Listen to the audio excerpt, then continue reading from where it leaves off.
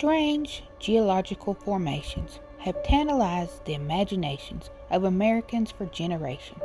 Some of these rocks have even inspired classic work of fiction such as The Great Stone Face.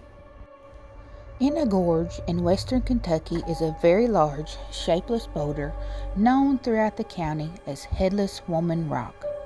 Many of the stories told about this rock are clearly folk tales, yet there is enough factual evidence for one or two of these strange narratives to cause listeners to wonder, could this have really happened?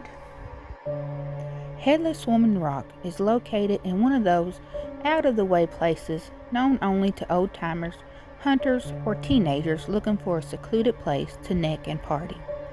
The rugged terrain is characterized by steep hills, high cliffs, caves, heavily eroded land, and dense forest, best described as off the beaten track.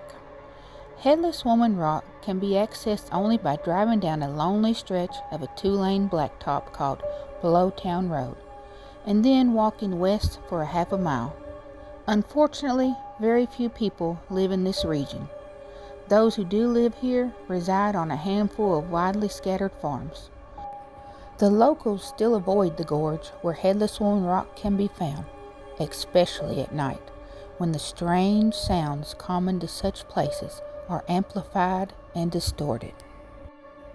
Many of the people familiar with the stories have passed on.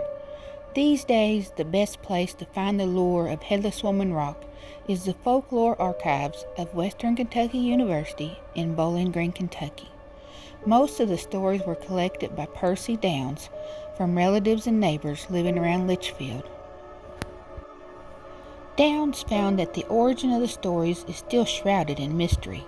According to most of the tales, a woman living all alone over by the rock in the early 1800s was murdered one night, either by Indians or outlaws.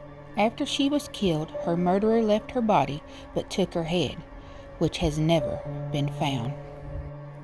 Most of the stories revolve around people who encountered the woman's body as it roamed around the gorge in search of its head.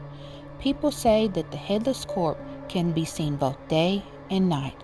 On clear, warm nights, some say her screams could be heard echoing down through the gorge. For many years, parents made their children behave by telling that the headless woman would get them if they were bad. Percy had also become so intrigued by one of the stories he had collected that he decided to check it out.